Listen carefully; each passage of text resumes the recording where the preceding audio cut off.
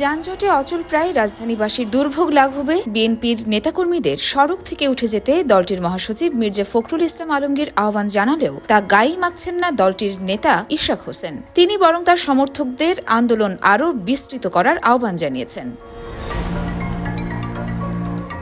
বৃহস্পতিবার ইশরাককে ঢাকা দক্ষিণ সিটি কর্পোরেশনের মেয়র হিসেবে ঘোষণা করার গ্যাজেটের কার্যক্রম স্থগিত চেয়ে করার রিট খারিজের পরপর মির্জা ফখরুল একটি প্রতিক্রিয়া দেন। এরপর ইশরাক এই আহ্বান জানান।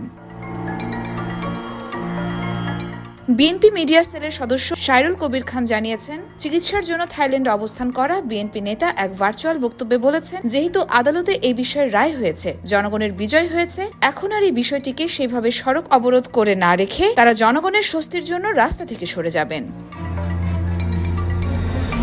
ফখরুলের এই আহ্বান জানানোর ৩ ঘণ্টা পরেও সড়কে অবস্থান করে থাকেন ইশরাক সমর্থকরা। তাদের প্রধান দাবি পূরণ হলেও এবার তারা দুই উপদেষ্টা আসিফ মাহমুদ সাজিব ভুঁইয়া ও মাহফুজ আলমের পদত্যাগের দাবি সামনে এনেছেন।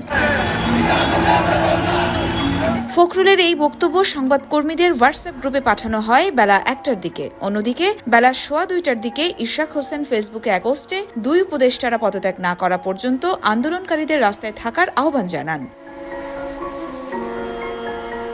পোস্টে তিনি লিখেন, রাস্তা তো ছাড়বেন না, আরও বিস্তৃত করতে হবে। জমায়েত থেকে কিছুক্ষণ পরপর স্লোগান ওঠে, হই হই রই রই আসিফ মাহফুজ গেল কই। ঢাকাবাসী ব্যানারে জড়ো হওয়া এইসব নেতাকর্মীদের হাতে বিএনপির দলীয় পতাকা এবং ইশরাকের পক্ষে স্লোগান লেখা ফেস্টুন রয়েছে। কিছুক্ষণ পরপর বিভিন্ন স্লোগান ধরে তারা নিজেদের উপস্থিতি জানান দিচ্ছে।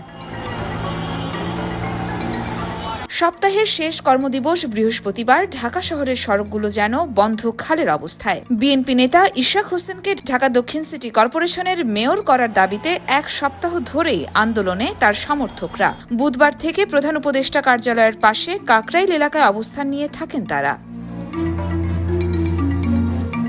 বৃহস্পতিবার হাইকোর্ট ইশরাকের পক্ষে রায় দিয়েছেন, তবে ইশরাক সমর্থকরা সকাল থেকে কাকরাইল থেকে মৎস্য ভবন এলাকায় অবস্থান নিয়ে যান চলাচল বন্ধ করে রাখে। এর মধ্যে বিএনপি সমর্থক ছাত্র সংগঠন ছাত্রদলের নেতাকর্মীরা অবস্থান নেয় শাহবাগ এলাকায়। সংগঠনের নেতা শাহরিয়ার আলম শাম্মুর খুনিদের গ্রেফতার করা যায়নি, এজন্য তারা ভীষণ ক্ষুব্ধ। মূল সড়কে গাড়িগুলো ঠায় দাঁড়িয়ে, এই অবস্থায় অলিগলিতেও ঢুকে একাংশ। এ কারণে সেখানেও তৈরি হয়েছে যানজটের। বাস ছেড়ে হেঁটে চলা মানুষের সংখ্যা হাজার হাজার। মতিঝিল, গুলিস্তান, হাইকোর্ট, বিজয়নগর, মালিবাগ, মৌচাক, মগবাজার, কারওয়ান বাজার, ফার্মগেট, মহাখালী, গুলশান, রামপুরা, মোহাম্মদপুর সব জায়গায় যানজটের ভোগান্তিতে মানুষ ক্ষোভ ঝাড়ছেন নানাভাবে।